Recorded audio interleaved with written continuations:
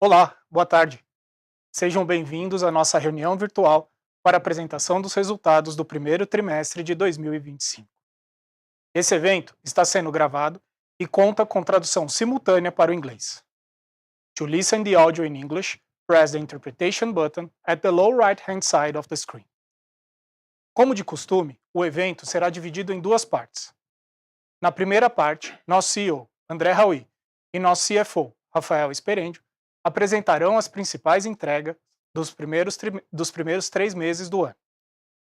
A apresentação pode ser baixada no nosso site de relações com investidores pelo endereço www.bbseguridaderi.com.br.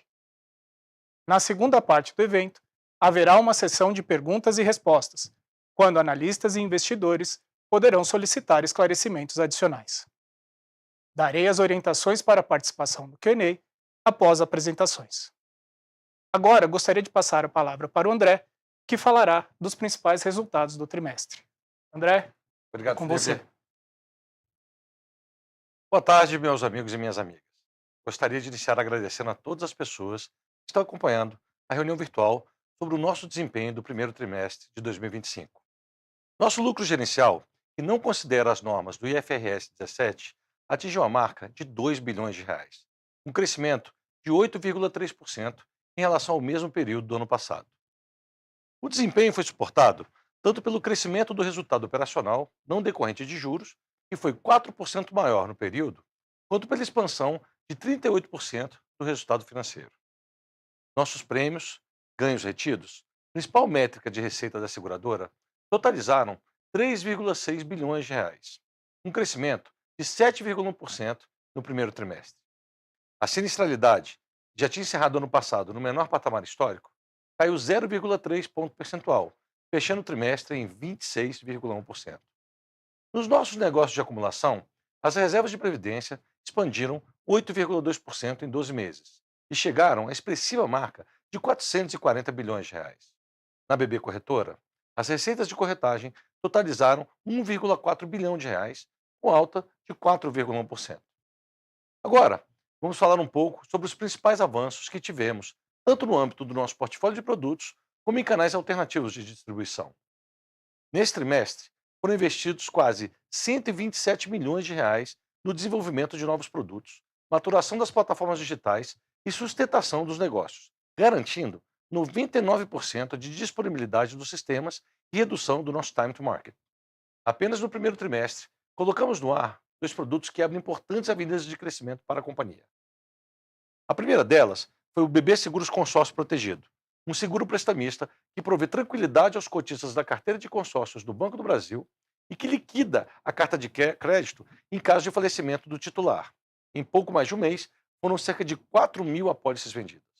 Junto com o BB, também marcamos presença no programa Crédito do Trabalhador, com a oferta de seguro prestamista no consignado privado.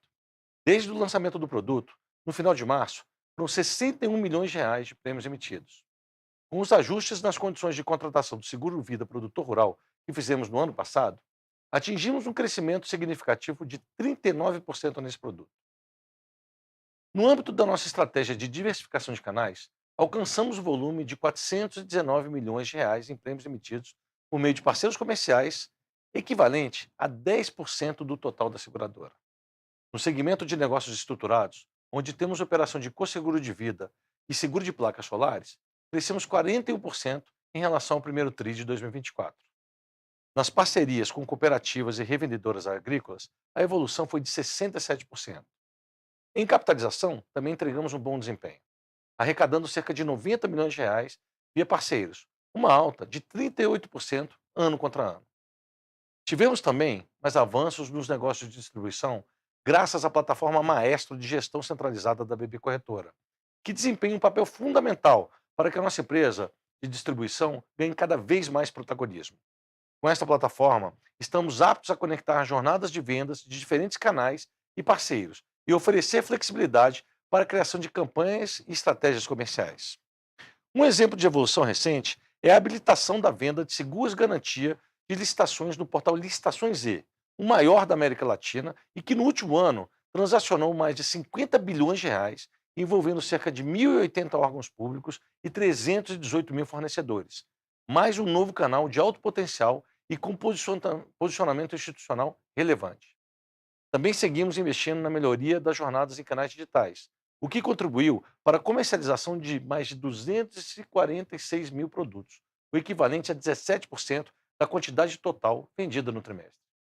Quero destacar que 48% das contratações no digital foram realizadas por novos clientes, reforçando a importância desse canal para a nossa estratégia de ampliação de base e popularização das soluções de proteção.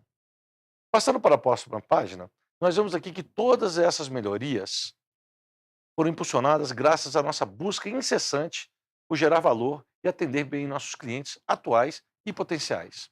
Isso se materializa no nosso NPS consolidado na zona de qualidade, avançando 4,6 pontos em relação a março de 2024.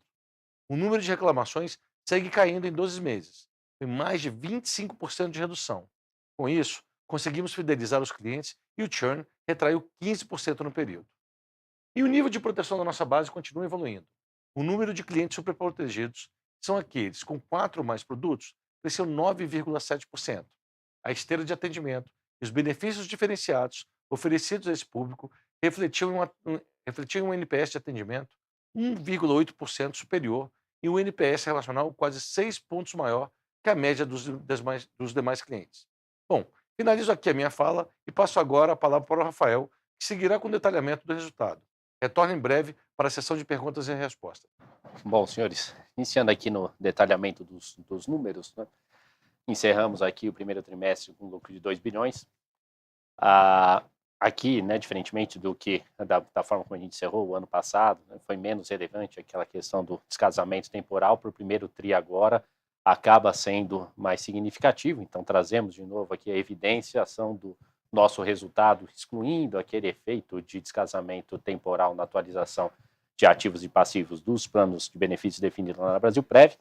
Então, só recordando aqui, né, nós tivemos um IGPM deflacionando 0,3, né, no mês de março, contra um IGPM positivo de 1,1 em fevereiro, né? Então, o 0,3 deflacionando, impactando o ativo, e o 1,1 de IGPM positivo impactando no nosso passivo, né? Então, puro ruído, tirou 78 milhões do nosso resultado nesse primeiro TRI, ordem de grandeza muito parecida, né, com o efeito que impactou no primeiro TRI de 24, então ele é pouco relevante quando a gente olha a variação ano contra ano do lucro, mas para avaliar o lucro em seu valor nominal aqui, o mais correto seria pensar aqui no 2,1, segregando esse efeito, visto que a gente já tem conhecimento de GPM do mês de abril, é 0,24 positivo, e a gente vai ter o passivo sendo impactado pela deflação de 0,3, então a situação já normaliza no mês de abril, isso já é de conhecimento.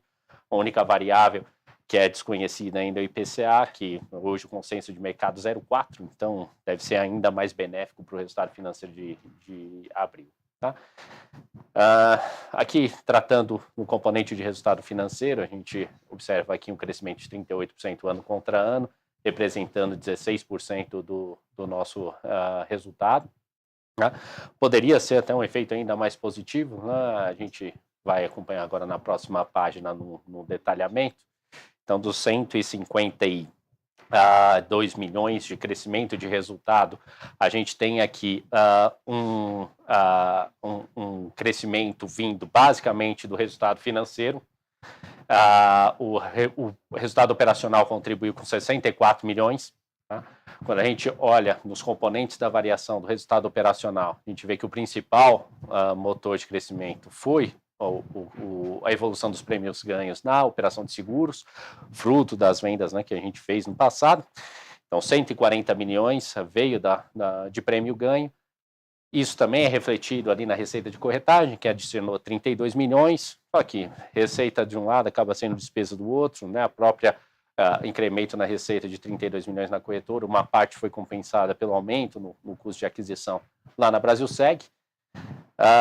Outra variável com impacto positivo foi a redução da sinistralidade, 6 milhões de adição no resultado operacional e 13 milhões vindo de crescimento da receita com taxa de gestão, que veio aqui basicamente do crescimento do saldo de reservas. Né?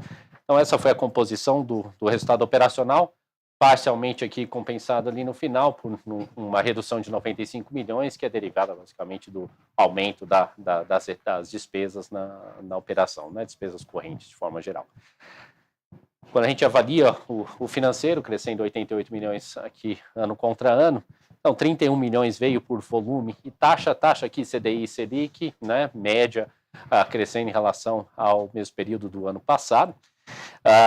E também aqui a gente tem um componente de despesas, principalmente ali na Brasilcap e na Brasilprev, que acabou compensando uma parte desse crescimento, despesa financeira. Quando a gente fala de descasamento temporal, olha aqui, foi 4 milhões mais negativo, vamos chamar assim, do que no primeiro tri do ano passado. E por fim, a marcação ao mercado, aqui que eu queria entrar um pouquinho mais em detalhe, ela acabou sendo 10 milhões negativo, né, contra 71 milhões negativo no primeiro tri do ano passado, então um ganho aqui de 61 milhões, algo que a gente vinha já reforçando para o mercado, que a gente deve ter um impacto mais positivo de marcação ao mercado, ele já aparece agora no primeiro tri, que eu mencionei anteriormente, que ele poderia ser ainda melhor, é que boa parte da nossa exposição que ela está em títulos vinculados à inflação, e a curva real, essencialmente no primeiro trimestre, ela até acabou abrindo em alguns vencimentos. Então, a gente ainda não capturou todo o movimento positivo de fechamento da estrutura a termo no primeiro tri. Ela está acontecendo agora no segundo trimestre, tá? Sem falar a questão do próprio descasamento e dos índices de inflação, que agora, a consenso de mercado já prevê um IPCA acima de GPM. Então, deve ser mais um fator positivo para resultado financeiro. Então, aquele crescimento que eu mencionei, em torno de 38%, hoje, com base nas informações disponíveis, a tendência é que ela se acelere ao longo do ano. Passando para a operação de seguros aqui na próxima página, a gente vê o prêmio emitido caindo 6%, fortemente influenciado aqui pelos produtos que têm alguma vinculação direta à originação de crédito, em especial ali o seguro agrícola, que cai 40%. Uma parte é compensada pelo Vida e pelo Penhor Rural, que acabaram crescendo o primeiro tri ano contra ano, e o rural acabou ficando de lado. O prestamista, outra linha afetada, com uma redução de 22%. Aqui a gente até trouxe uma perspectiva diferente, né? Que é a perspectiva do prêmio retido, né? Então, embora o prêmio emitido ele caia 6%, o prêmio retido ele cai numa velocidade menor. E se a gente segregar, e vocês vão lembrar que no ano passado a gente reforçou bastante a descontinuidade do produto quebra de garantia, e esse é um processo recorrente que a gente faz em todas as empresas do grupo. Produto que não esteja entregando a rentabilidade dentro dali do patamar exigido, que remunere adequadamente o nosso custo de capital, a gente descontinua sem nenhum problema. A busca é sempre, né, rentabilidade sempre vem em primeiro lugar, depois faturamento, né? Então, o seguro quebra de garantia ele acabou contribuindo com 124 milhões no primeiro tri de 24, ele foi descontinuado no segundo tri, né? Então, aqui a abordagem mais justa, vamos chamar assim, para comparação de resultado, para aquilo que a gente deve ver ao longo do ano, seria o prêmio emitido sem o quebra de garantia. Na abordagem retida, a gente traz a questão também segregando aquela parcela que é cedida para ressegura, que é uma proxy do que seria a construção de prêmio ganho para exercícios futuros, né? Então, segregando o seguro quebra de garantia e segregando toda a parcela que é cedida para resseguro, em especial ali no agrícola, que tem um componente muito forte de cessão de prêmios, o prêmio retido teria crescido 2% ano contra ano. Quando a gente olha na qualidade da operação, a gente observa aqui um aumento do índice combinado, mas ele vem pelo aumento do comissionamento. Aqui, basicamente relacionado a mix, né, o agrícola, que é o produto de menor comissionamento, perdendo participação no mix de prêmios, e outros produtos com índice de comissionamento ali na média ou acima, acabam ganhando participação, por isso o comissionamento médio sobe. Sinistralidade, principal destaque, cai ano contra ano. Aqui, vida é o principal destaque de redução. Tivemos ali um aumento já esperado, né, e amplamente já noticiado a mercado no seguro agrícola, por conta de efeitos de laninha. Então, tivemos ali um impacto no Mato Grosso do Sul, Paraná e, por fim, no Rio Grande do Sul. Então, esse impacto no seguro agrícola acabou elevando um pouco a sinistralidade do segmento rural, mas que acabou sendo compensado tanto por mix como no segmento de vida, tá? Diferentemente do ano passado, né, a gente lembra o desastre que aconteceu no Rio Grande do Sul, ele foi concentrado ali no segundo trimestre. A princípio não tem nenhum indício de que isso possa se repetir, E boa parte, quando a gente olha da safra de milho segunda safra, né, e soja, já foram colhidas, né? Soja na ordem de 80% já foi colhida, milho na ordem de 60% já foi colhida. Então, não temos nenhum indício de que a gente possa ter uma sinistralidade do segundo TRI no mesmo patamar que ela foi no ano passado. Então, a gente deve observar uma melhora desse índice ao longo do exercício de 2025. Previsão climática hoje indica predominância de neutralidade até o início do ano que vem. Tá? Então, nenhum indício de preocupação. Pelo contrário, a gente deve continuar observando uma melhora do índice ao longo do ano. Índice de despesas ali no mesmo patamar do ano passado. Financeiro crescendo 40%, aqui é uma carteira muito concentrada em pós-fixado, beneficiada diretamente aqui pelo aumento da taxa Selic. Por fim, o lucro cresce 9%, né? Então, a gente tem uma combinação de um prêmio-ganho crescendo da ordem de 8%, uma leve piora do índice combinado, mas por um bom motivo, porque é o comissionamento médio subindo, que vai refletir lá na BB Corretora, mas com o financeiro crescendo 40%, e aí, por fim, o lucro cresce num ritmo mais forte que a receita por conta da melhora do resultado financeiro. Na próxima página, falando da nossa operação de previdência, então a arrecadação ela ficou em 13 bilhões nesse primeiro trimestre, caiu 20% ano contra ano, aqui sempre vão lembrar, né? Primeiro TRI de previdência foi o trimestre mais forte da história da Brasilpré, né? Então é muito difícil bater. Aquele primeiro trimestre ele concentrou uma série de eventos, vamos chamar assim, extraordinários. Tivemos ali a mudança na regra dos fundos exclusivos, tivemos também a mudança na carência de instrumentos financeiros com benefício fiscal, isentos, LCAs, LCIs, isso acabou trazendo muito fluxo para a Previdência, só que foi um movimento ali bastante pontual no início do ano, né? Depois a situação já se normalizou. Então, quando a gente olha esse número de 13, não temos dados públicos disponíveis para o trimestre fechado, mas se a gente olha o acumulado de janeiro e fevereiro, que é o que o regulador já disponibilizou, a gente capturou 1/3 do mercado, que é uma performance boa, né, do ponto de vista de captação de fluxo bruto. Quando a gente olha a captação líquida, a gente teve um resgate líquido, uma saída líquida de recursos de 1,5 bi por conta do aumento no índice de resgates, que subiu de 8,6 para 11,6. E aqui ele está bastante relacionado, quando a gente faz uma pesquisa ali juntamente aos clientes que fizeram resgate, né, os clientes que optaram por responder essa pesquisa, boa parte acabou justificando ali para compra de imóveis ou para complemento de renda. Tá? Então, esse tem sido o principal motivo de evasão de recursos da nossa base. Por fim, a reserva está crescendo aqui 8%, a taxa de gestão, né, a receita, ela cresce 3%, ela cresce num ritmo menor do que a gente observa ali no crescimento de reservas por conta da redução da taxa média, que aí está diretamente relacionada à aversão a risco, que permanece no mercado. Então, os clientes ainda continuam direcionando muito o fluxo para os instrumentos mais conservadores e, por consequência, tem uma taxa média mais baixa. Tá? Esse é algo que a gente tem observado ainda ao longo de 2025, até aqui.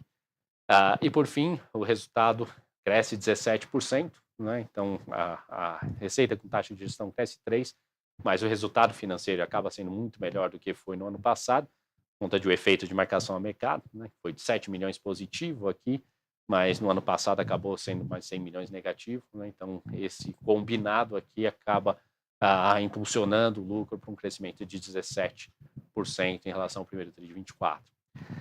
Passando para a operação de capitalização, a gente tem a arrecadação praticamente estável ano contra ano, a reserva cai um pouquinho, 2%, distribuímos aqui 16 milhões de prêmios de sorteio, 20% a mais do que no mesmo período do ano passado, e a gente observa aqui uma compressão de margem financeira, né, que levou ali o resultado financeiro a uma queda de 42%, aqui fruto basicamente de ajuste negativo, né, de uma posição de hedge que a gente fez na carteira pré, né, ela iniciou mais fortemente ali no final do ano passado, e a gente veio desmontando ela ao longo do primeiro trimestre, à medida que a estrutura a termo foi fechando, mas acabou que a gente tomou um ajuste negativo da ordem de uns 50 milhões impacto líquido nesse primeiro trimestre, e ali juntamente com o aumento da taxa referencial, que resulta ali do próprio aumento da taxa Selic, a gente viu essa compressão de margem, uma queda do resultado financeiro que acabou puxando o lucro para baixo, uma redução de 24% no resultado no primeiro TRI. Aqui outra linha aqui deve apresentar uma boa melhora nesse número ao longo do segundo trimestre, uma vez que a curva nominal continuou fechando, né, e a gente já não tem mais a posição travada em derivativo, né, a posição é residual. Próxima página, por favor, a gente tem aqui o resultado da corretora, então 4% de crescimento na receita ano contra ano, a margem líquida melhora 1,7 ponto percentual, por isso que o lucro cresce no ritmo acima da receita, 7%, a margem líquida melhora basicamente por conta do resultado financeiro, ali é uma empresa que carrega praticamente toda a carteira de ativos em pós-fixados, né, seja em compromissadas ou LFTs. E para fechar a apresentação, a gente tem aqui nossa prestação de contas com relação ao nosso guidance. Então, o resultado operacional não juros ficou perto do centro do guidance, né, do intervalo de 3% a 8%. Prêmio emitido acabou retraindo 6%, a gente previu um crescimento de 2% a 7%. Tá? Ali, principal motivo, os produtos vinculados a crédito. A gente observa já ao longo de abril uma boa reação do prestamista, né, principalmente pelos produtos que o André mencionou na fala dele, né, são produtos que entraram no final do mês de março, então a gente acabou não vendo esse resultado aparecendo ali, seja o prestamista no consórcio ou especialmente porque vai trazer mais resultado de curto prazo, que é o prestamista no consignado privado, né, então a gente já observa essa reação e tem uma variável ainda extremamente importante que ainda é desconhecida, né, que é tamanho de plano safra, tamanho de subsídio para seguro agrícola, que a gente deve tomar conhecimento ao longo do segundo trimestre, entender ainda se é factível ou não a manutenção desse intervalo de crescimento ao longo do ano. Tá? Para a reserva de previdência também ficamos abaixo, 8,7, quando o previsto era um intervalo de 12 a 16. Lembrando aqui, o intervalo de 12 a 16 é para o ano fechado, então ficar abaixo desse intervalo é algo que a gente já previa no primeiro trimestre, isso que a própria taxa Selic, a taxa média, né, ela deve se acelerar ao longo do ano. Né? A própria taxa está abaixo desse intervalo, ela está acumulando 11% nos últimos 12 meses. Então, à medida que a taxa média acelere, que é essa expectativa, principalmente no segundo e terceiro trimestres, a gente deve observar, né, essa é a nossa expectativa, que o resultado realizado aqui de crescimento de reservas está convergindo para o intervalo proposto. Tá? Então, aqui, por enquanto, tudo dentro do previsto. Bom, esses eram os principais destaques que eu queria trazer, né, no resultado do período. E voltamos, né, em alguns minutos para a sessão de perguntas e respostas. Muito obrigado.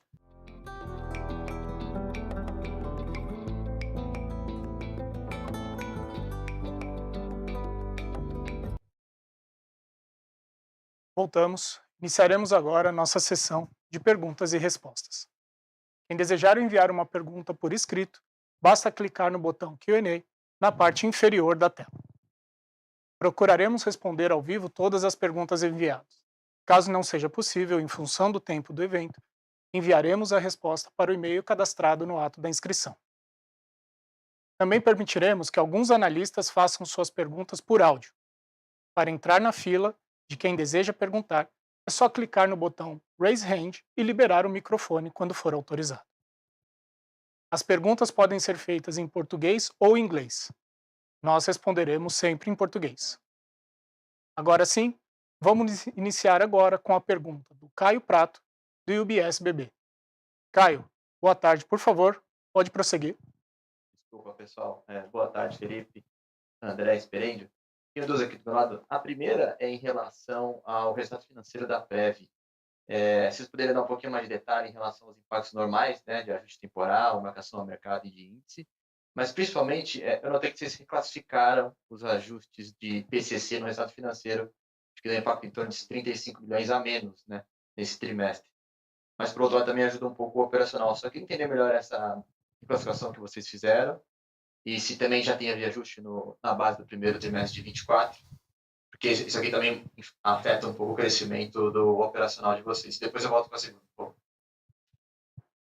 Obrigado pela pergunta, Caio. Eu vou começar a responder aqui pela reclassificação que nós fizemos. Ela basicamente trazia muito ruído ali para o resultado operacional e, na essência, boa parte daquela despesa, né, quase a totalidade dela, vamos chamar assim, ela se refere à atualização de inflação mais juros na provisão complementar de cobertura. Então, fazia sentido deixar só aquela parcela passando dentro do resultado operacional, a gente optou por fazer essa reclassificação a partir desse ano para despesa financeira, e a base, sim, foi revista. Então, o primeiro trimestre de 2024 está na mesma base reclassificada que o primeiro tri de 2025. Tá? Em relação aos demais impactos ali em resultado financeiro, ali um pouco do que eu mencionei na apresentação, né? A gente ainda não se apropriou, né, de toda a melhora que a gente observou ao longo, né, dos 4 meses, vamos chamar assim, né, que já temos dados conhecidos, do movimento de fechamento de curva, que boa parte, né, da nossa exposição pré, especialmente na Brasil Prev, né, quase que a totalidade, ela está em títulos que estão atrelados à inflação. Né?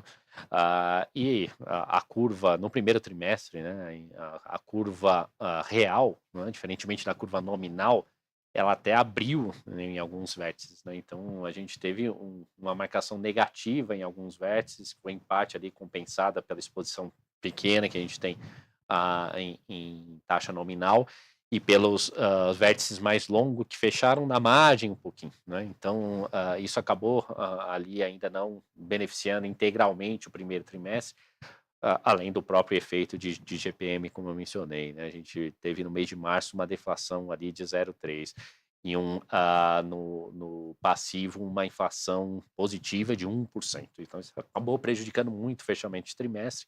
Abril, isso já se reverte. Né? Então, isso aqui não é problema. Nem vou dar tanta atenção, porque isso é ruído, né? O próprio mês de abril já vai mostrar essa reversão.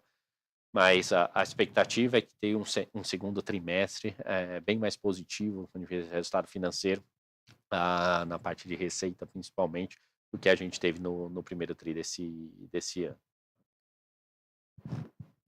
Tá ótimo, Esperante, tá claro. E a segunda é um pouco em relação ao guidance, né, na parte de prêmios de Brasil Seg, você comentou um pouquinho também. Acho que já era esperada, né, um início de ano um pouquinho mais fraco, mas queria saber se vocês podem dividir um pouco mais sobre quais linhas, né, vocês imaginam ter uma recuperação maior daqui para frente. Acho que o André Esperante já comentaram um pouco sobre o produto de consórcio e consignado privado, né, do prestamista.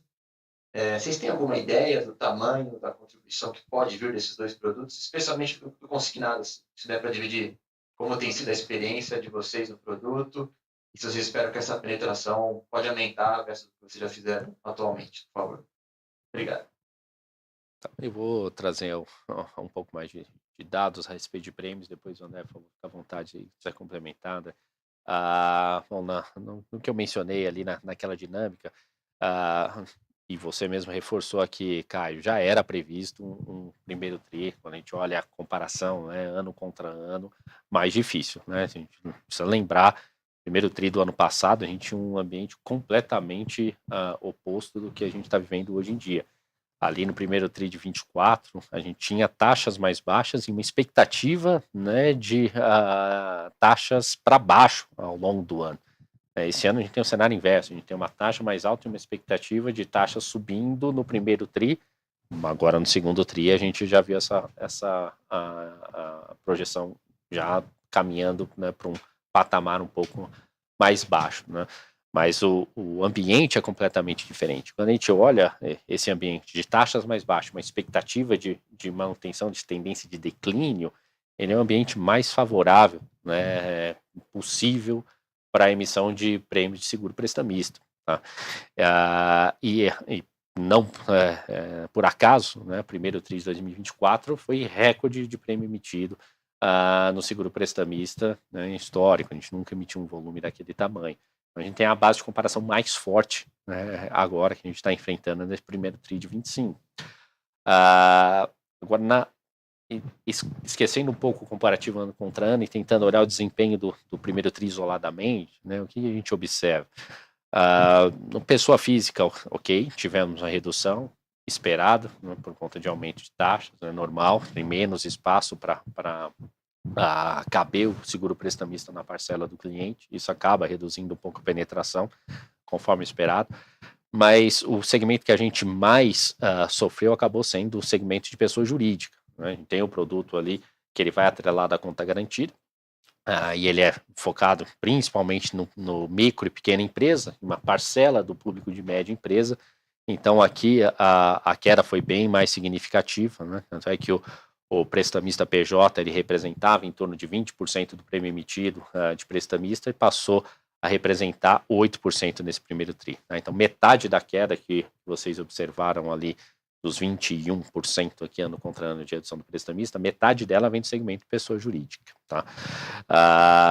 Passando para o segundo trimestre, o que a gente observa? Eu mencionei no início da apresentação, né, de que os produtos novos, né, seja o consórcio, seja o prestamista no consignado privado, eles entraram só no final do mês de março. Né? Então, a gente não viu ainda um resultado relevante vindo desses produtos.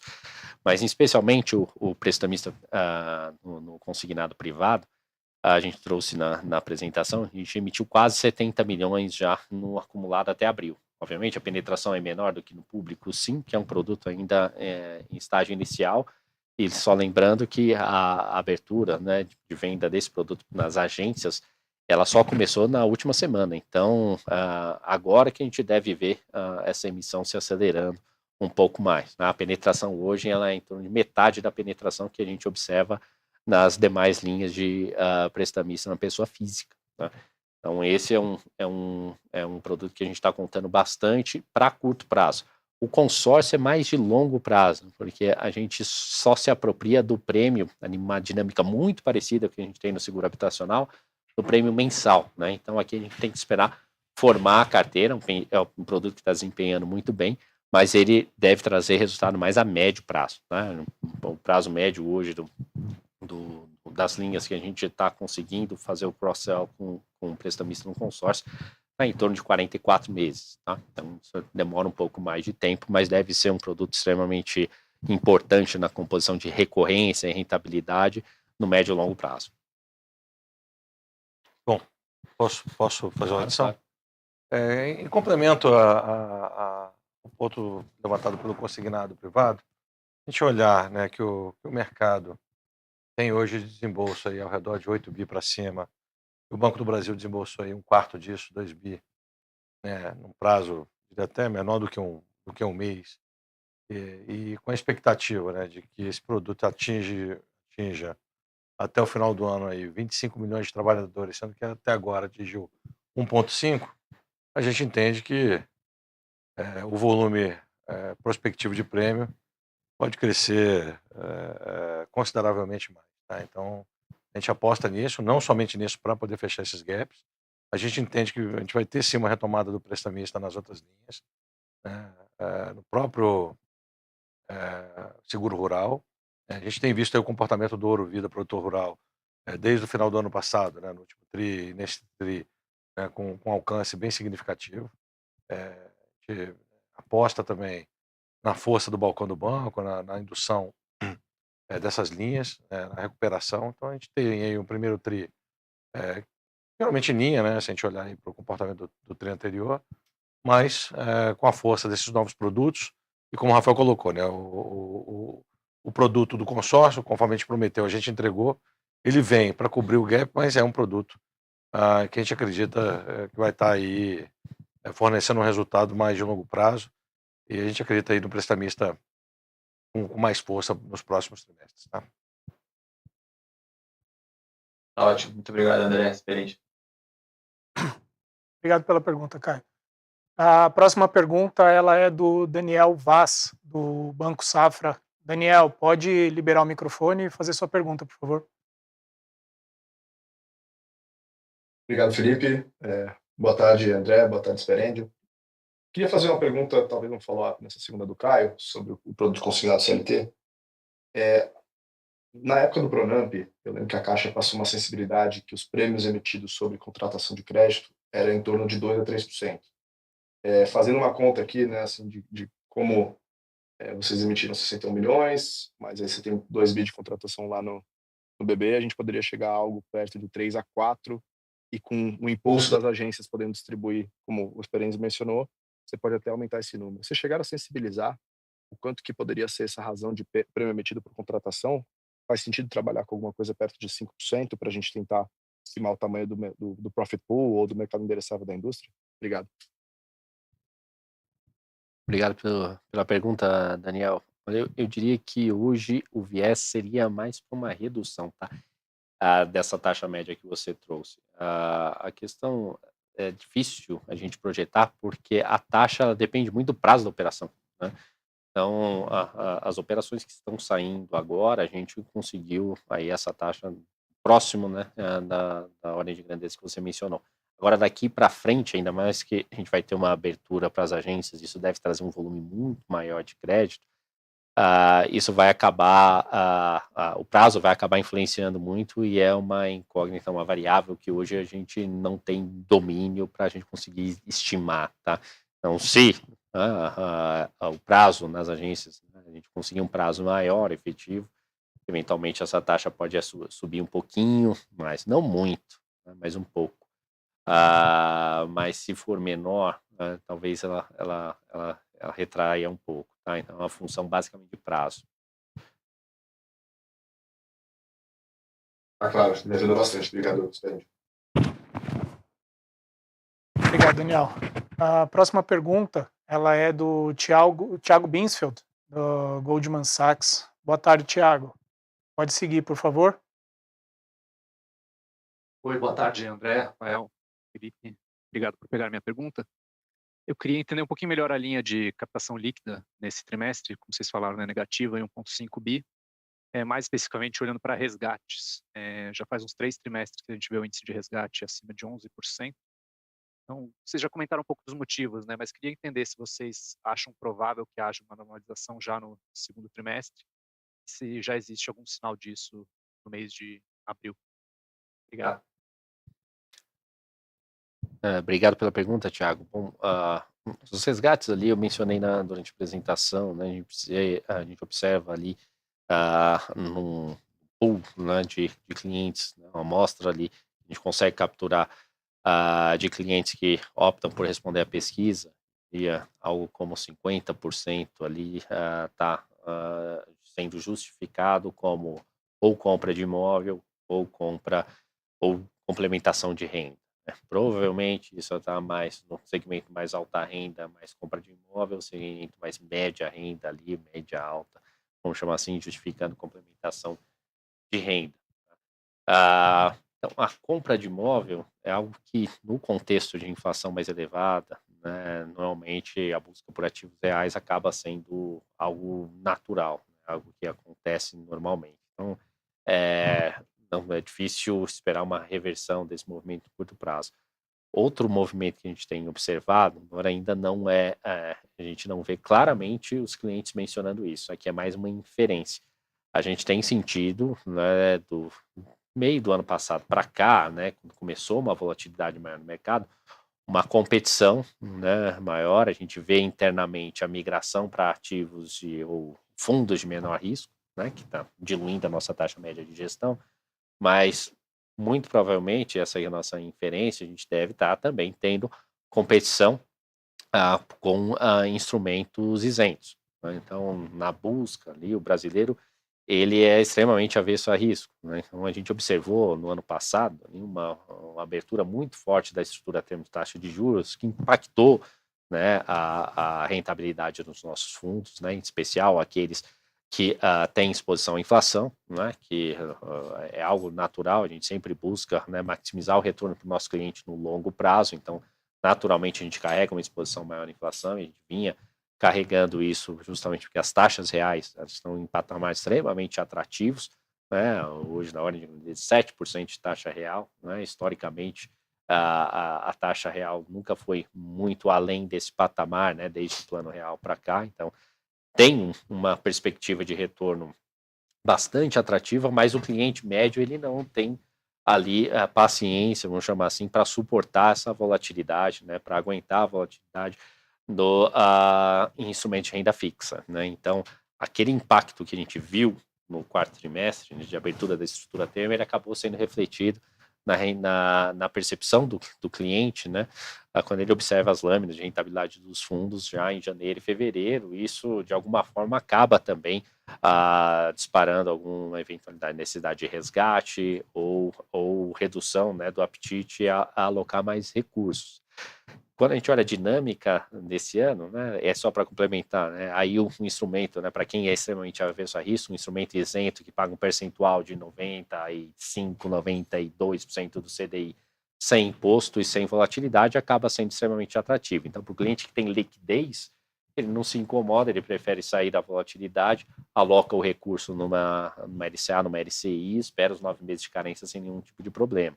Tá? Então, isso possivelmente impactou também, embora a gente não tenha uma evidência concreta, estatística de que isso aconteceu, mas dá para inferir que esse movimento aconteceu nos primeiros meses do ano. Daqui para frente, né, na linha do que você me questionou, esse movimento ele tende a se reduzir. Né? Quando mencionei abril, a estrutura real já fechou, então houve uma antecipação desse movimento de fechamento de curva na estrutura a termo de taxa de juros nominal no primeiro trimestre, e a curva real ela fechou no segundo trimestre, está começando a fechar agora no segundo trimestre, a gente fechou em abril, fechou em maio, e isso deve refletir diretamente ali na rentabilidade dos fundos e permitir que a gente consiga, seja reter ou atrair um novo fluxo. Tá? Então, o segundo trimestre, né, se a gente assumir que a curva deva ficar estável ou continuar esse movimento de fechamento, deve ser o início de um cenário um pouco mais benéfico de captação. Tá? Isso é o que a gente espera, né? Mas ainda cedo para afirmar, porque diversas variáveis que podem influenciar isso e algumas totalmente fora do nosso controle, especialmente dependente do cenário internacional. Além da explicação do caráter técnico, eu chamaria aí a um maior esforço, né, da área comercial para que a gente possa, né, tanto reter como buscar novos recursos. Tá? Acho que esse direcionamento está dado. Né? A gente acredita que para esse próximo trimestre a gente ganha um impulso maior, tanto nesse olhar técnico de gestão, nosso condicionante de mercado, mas, de fato, com um impulso maior da área comercial para que a gente possa criar mais volume. Tá? Claro. Obrigado, André. Obrigado, Thiago. A próxima pergunta é do Antônio Rue, do Bank of America. Antônio, pode liberar o microfone e fazer a pergunta. Olá, pessoal. Boa tarde. Muito obrigado pelo tempo de vocês. Eu gostaria de focar aqui em prêmios. Né? Foi a parte que mais surpreendeu a gente aqui. Eu acho que será um tema importante de a gente explorar. Você comentou, Rafael, que já esperava que rodasse, né, abaixo do guidance, né, nesse primeiro tri, dado até em termos de sazonalidade, mas o que eu queria entender assim, ele veio abaixo, ele rodar abaixo do guidance, eu acho que já era esperado, mas decepcionou, né, desde que vocês deram guidance no último tri.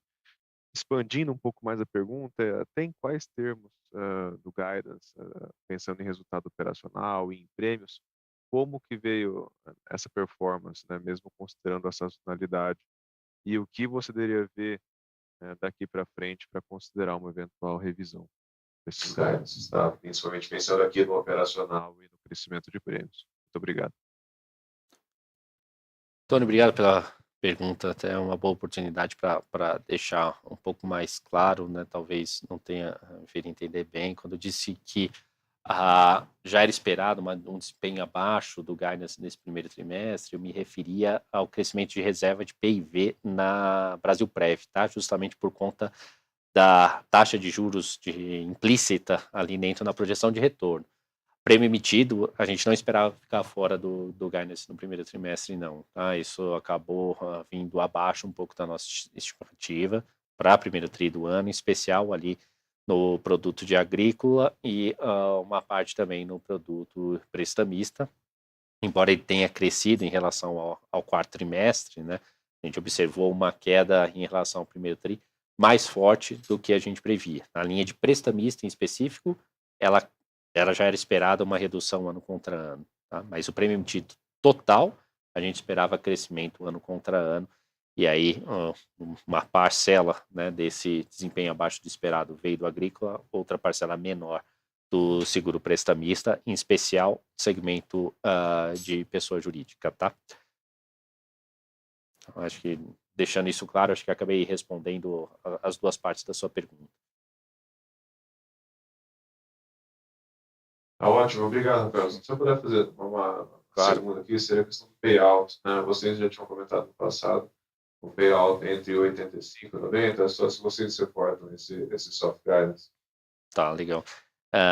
Então, aproveitando, acabei esquecendo, você acabou perguntando o que seria esperado, né, de variáveis que poderiam trazer esse intervalo para o guidance.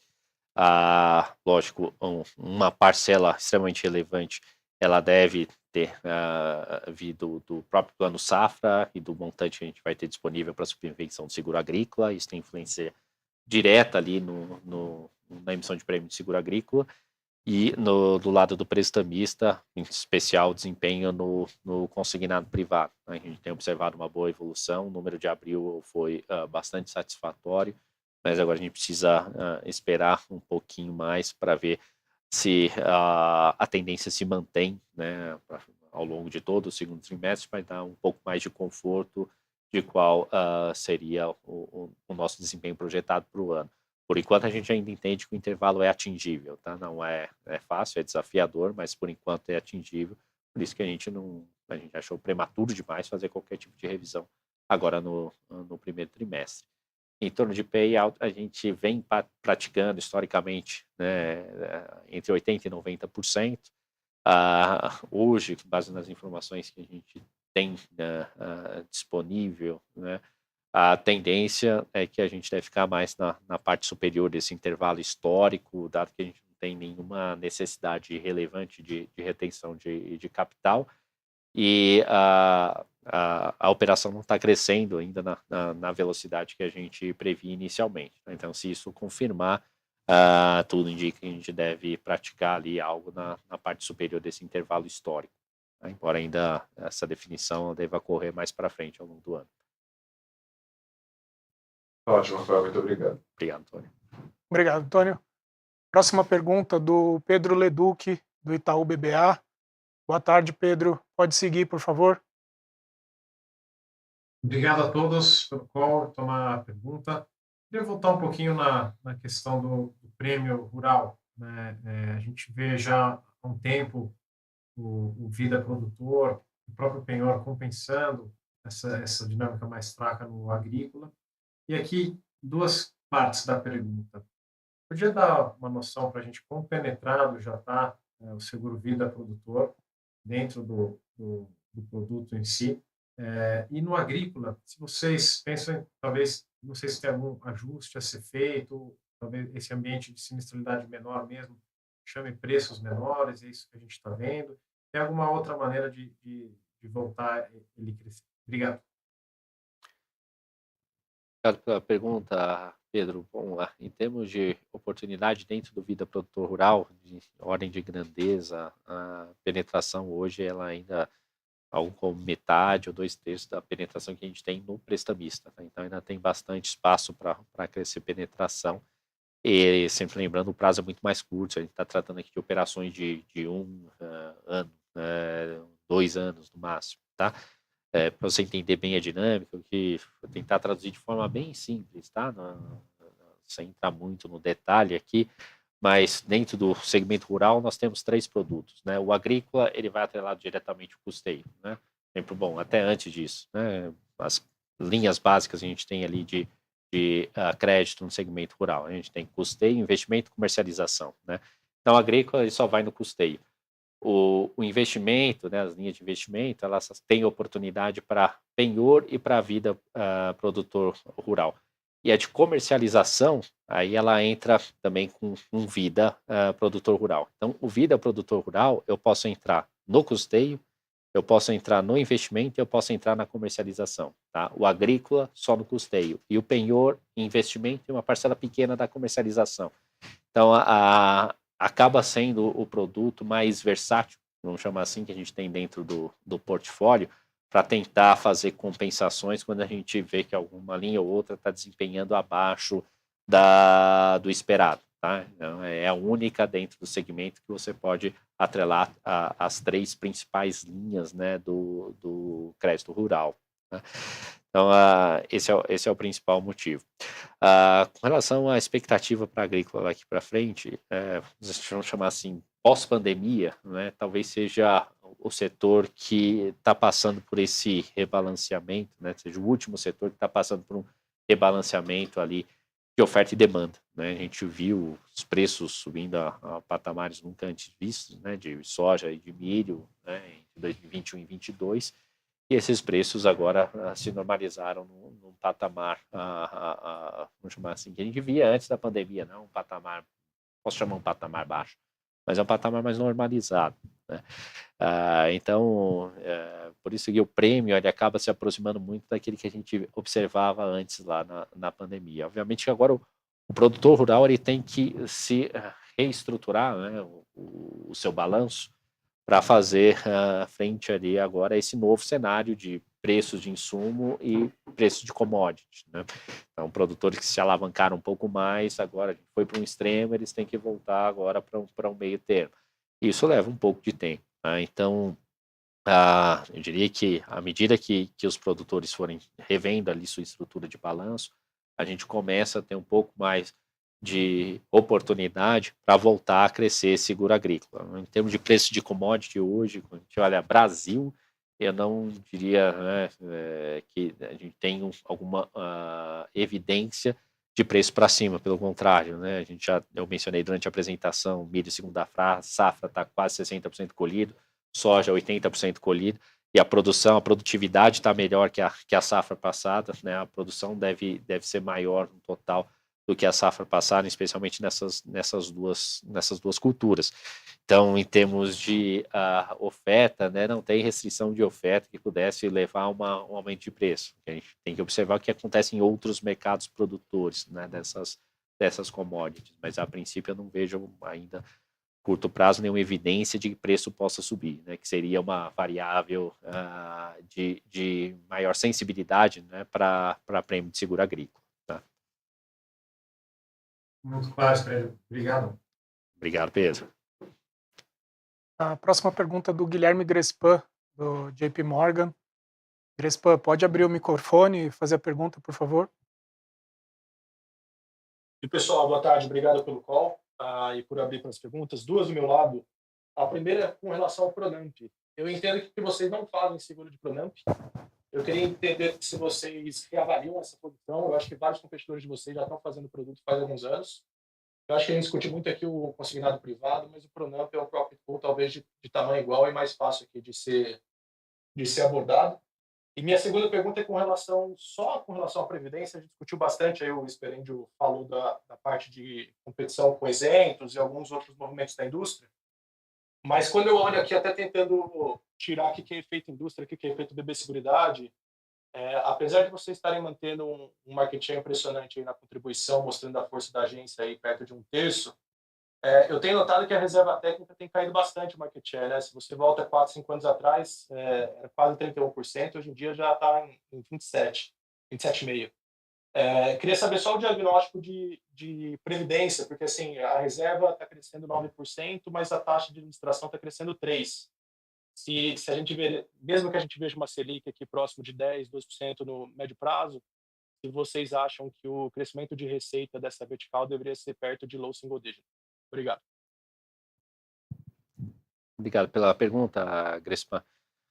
Bom, sobre prestamista, está correto, a gente não faz no Pronamp e estamos sim avaliando, né, o que poderia ser feito ali dentro do possível para colocar, atrelar o produto nessas linhas subsidiadas também, tá? Então, é algo que a gente deve avançar aí ao longo do segundo trimestre. Em relação à previdência, minha dinâmica está correta, e principalmente por conta do componente retorno ali dentro, a gente compara o nosso retorno contra a indústria na média. Isso se justifica principalmente por uma maior concentração da indústria em títulos privados, né, diferentemente da Brasilprev, que acabaram se beneficiando mais, né, e tem menos volatilidade do que os fundos da Brasilprev, que acabam optando por ter uma maior concentração em risco de mercado, né, em título público, mas de duração mais longa, enquanto a indústria ela tem uma parcela maior de títulos privados que tem menos volatilidade, porque tem menos liquidez também, né? Então, esse é o principal ponto. Isso acaba refletindo diretamente no retorno, e o retorno da indústria acaba sendo um pouco maior do que o nosso, e por isso a gente acaba perdendo share em reservas, tá? Então, esse é o principal motivo. O segundo motivo, em menor influência, é o próprio índice de resgate, que acaba ali. O índice de portabilidade a gente tem o segundo menor da indústria, mas o nosso resgate ele é acima da média do mercado hoje, ele está por cima da média, então isso acaba prejudicando um pouco, mas eu diria que a principal variável que influencia na variação do saldo de reserva, que está diretamente relacionada à dinâmica que você mencionou, a gente perdeu um pouquinho de participação, é a taxa de retorno implícita por conta dessa composição. Tá? Claro, diferente. Só um follow-up, então, se tivesse no nosso papel aqui de analista, a projeção de reserva técnica acho que é um pouco mais fácil, né? Assim, deveria seguir mais ou menos a Selic ali. E aí, assumindo que a Selic é uns 12, 13% na ponta média longa, você acha que o crescimento de taxa de administração para vocês no médio prazo é mais próximo de 5 ou mais próximo da Selic? A taxa média ela deve continuar caindo nesse ritmo ali, em torno de 1 BIP, entre 1 e 2, né, dependendo do contexto por trimestre. Então, eu não acredito que a taxa de gestão ela vai crescer Selic, não. Pelo contrário, tá? Ela deve crescer menos. Quantificar isso agora é difícil, tá? Mas ela vai crescer menos, com toda certeza, do que a Selic média, tá? Tá bom, super claro. Obrigado, pessoal. Obrigado, Guilherme. Próxima pergunta do Marcelo Mizarri, do Bradesco BI. Mizarri, boa tarde. Pode abrir o microfone, fazer sua pergunta. Nossa, pessoal, obrigado aí pela oportunidade. Acho que a maioria das perguntas já foi. Eu só queria passar 2 pontos. O primeiro, sobre a questão do prestamista também. Então, se o maior motivo da queda do prestamista veio do efeito da pessoa jurídica até, então, assim, mesmo com uma contratação, né, de pessoa jurídica, é difícil pensar numa recuperação relevante da contratação de pessoa jurídica e, como vocês demonstraram, o efeito do consignado privado ele não é tão relevante, assim, ele não é tão grande assim para mudar a dinâmica, né? No terceiro trimestre do ano passado, o nível de prêmio, de emissão de prêmio prestamista foi bastante forte, né? Eu acho que a base de comparação daqui em diante, ela é um pouco melhor no segundo tri, mas depois ela piora para frente, né? Mesmo assim, vocês acreditam que dá para voltar a ter crescimento de emissão de seguro prestamista nos próximos trimestres? Essa é uma pergunta. E a outra seria sobre a questão da alocação de capital, né, da distribuição de dividendos. Eu ia perguntar se esse ano também teria esse impacto para a recompra ou se esse ano ficaria mais no dividendos. E aí queria que você talvez, Rafa, lembrasse a gente a conta ali das regras, né, ali que precisa para poder voltar a fazer recompra. Bom, Mizrahi, obrigado pela pergunta. Deixa eu começar pela última, tá? Em termos de dividendo e recompra, então a gente já atingiu o prazo limite, né, legal do programa, ele foi encerrado em fevereiro, né, no meio do primeiro trimestre. Por enquanto, a gente não tem nenhum indício, né, de que possa nos levar a abrir um novo, né, programa de recompra neste ano. Tá? Então, acho que o mercado pode assumir que 100% do fluxo de caixa passível de distribuição deva vir por meio de dividendos e não mais por recompra nesse ano de 2025. Tá? Com relação a prestamista, sim, a gente ainda entende factível pensar em crescimento por efeito base, como você bem mencionou. O segundo e o quarto trimestres, né, eles são bases bem mais fracas, né? Então, a gente já observa uma reação importante no mês de abril. Há algo que a gente tem que aguardar um pouco mais para ver se essa expectativa ela vai se materializar ou não. É justamente a performance do consignado privado ao longo do segundo trimestre, que é muito difícil a gente prever, porque é um produto extremamente novo, né? Então, é difícil a gente extrapolar quanto que o banco vai originar de crédito, né? Mas a gente teve um desempenho bom mesmo com as restrições, né? Então, isso saiu no final de março, abriu para a agência só no final de abril, E ainda assim a gente emitiu algo como 63 milhões de prêmio, né, com uma penetração ainda menos da metade do que a gente tem no setor público, né? Então tem um espaço para crescimento na originação, tem um espaço para melhorar a penetração, especialmente agora que ele está disponível para contratação na agência. Então, acho que ainda é prudente a gente observar o nosso desempenho ao longo do segundo TRI para ver se essa projeção se confirma ou não, né? Seria prematuro demais já antecipar que a gente não poderia ter crescimento. Ainda é totalmente factível o crescimento de prestamista para o ano. Logicamente, um crescimento baixo, tá? Mas, assim, inevitavelmente vai ser melhor do que o desempenho que a gente teve no realizado agora contra o primeiro TRI de 24.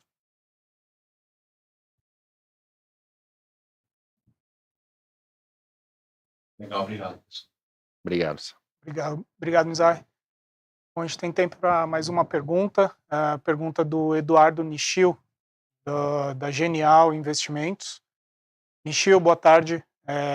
Pode abrir o microfone e fazer a sua pergunta, por favor? Boa tarde, obrigado pela oportunidade. Tenho também duas perguntas. A primeira é em relação ao desempenho de vocês. Esse ano, de certa forma, vocês têm o desempenho bottom line aí meio garantido pelo desempenho financeiro, né? A Selic alta ajuda vocês de várias formas, mas eu queria explorar um pouquinho mais a parte de prêmios, né? Prêmios e receita em geral. Vocês estão tendo um pouco mais de dificuldade de evoluir. Se pegar, por exemplo, prêmios, o ano passado não evoluiu muito, e esse ano vocês começaram o ano já com a sazonalidade atrapalhando um pouco. Eu queria saber se vocês, se realmente quando a Selic começar a cair, vocês pretendem voltar a crescer um pouco mais forte, se vocês têm alguma agenda de cross-selling, de penetração maior, enfim, de explorar a base do BB um pouco mais forte, para fazer esse crescimento voltar a aflorar, né? De certa forma, a gente vai ter que ter o top line crescendo em algum momento para você ter o bottom line crescendo, né, nesses próximos anos. Queria que você explorasse um pouquinho mais isso. E a minha segunda pergunta não querendo ser incômodo, mas assim, do ponto de vista de equity, é uma pergunta importante, se vocês estão em andamento com as negociações com o BB em relação aos contratos de 2033, né? Se vocês conseguem antecipar para agora esses contratos, e como seria desenhado esses novos contratos, seria de uma forma um pouco mais automática? Se vocês pudessem explorar um pouquinho mais essa agenda, porque é uma agenda importante do ponto de vista de equity. Muito obrigado. Ô, Eduardo, obrigado pela pergunta, André, aqui. Vou começar pela segunda, né? A mesma resposta da última vez. A gente, desde que chegou, vem conversando com o banco, obviamente, isso não é tabu dentro da instituição, mas a gente tem ainda aí um tempo de maturação para a gente, né, caminhar para o modelo que vai ser do futuro. Então, por hora, a gente está focado aí na operação em si, extrair o melhor resultado das parcerias, tá? Então, isso vai ser endereçado no momento certo. A gente não tá preocupado, né, com esse adiantamento agora, porque não é uma conversa difícil, estamos todos dentro de casa.